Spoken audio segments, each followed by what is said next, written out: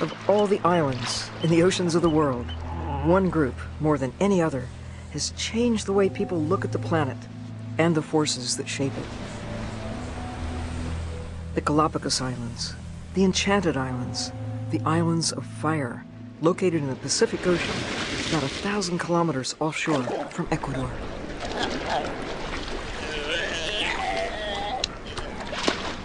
As a young man, Charles Darwin visited there in 1835 and was amazed by the creatures he saw.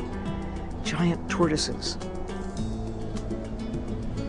flightless cormorants, iguanas, all living side by side with fur seals and penguins right on the equator.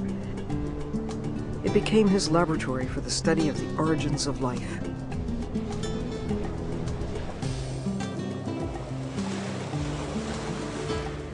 What Darwin did not see were the Galapagos Islands underwater. If you fly over them, you can see 19 big islands and dozens of rocky islets projecting above the water's surface.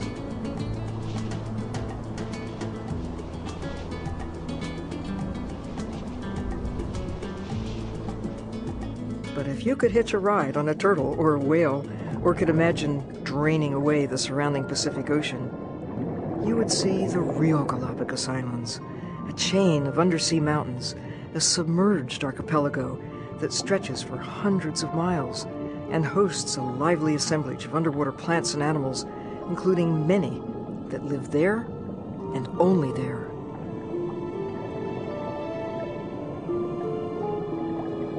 Deep, cold ocean currents converge under the equatorial sun, a natural living laboratory on the land and in the surrounding sea.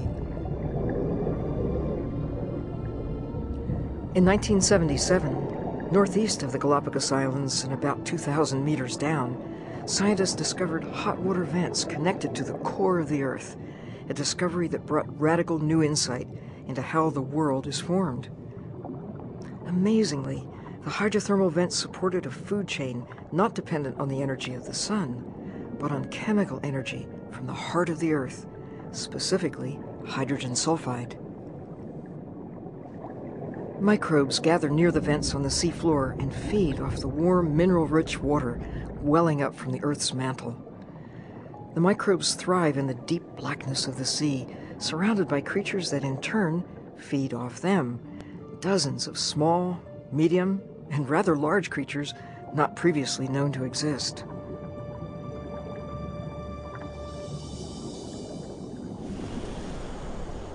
When Darwin arrived on the Galapagos, no people lived on the islands, but whalers and pirates had already depleted the tortoises, turtles, and many of the birds that had no fear of humans and could easily be picked up and eaten.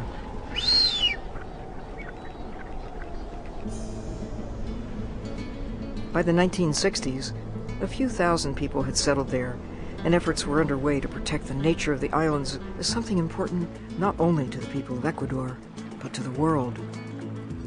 The land and surrounding ocean are now recognized as World Heritage Sites, and 97% of the land above the ocean surface is protected as a national park.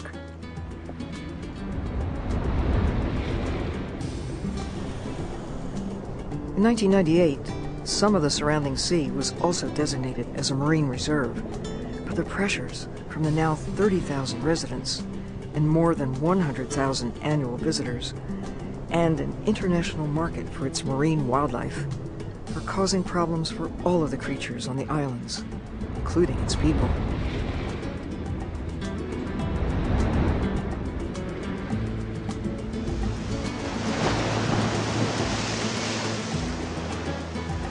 There's still a chance, here, to glimpse the past and to plan a future where people can find ways to take care of the natural world that takes care of us.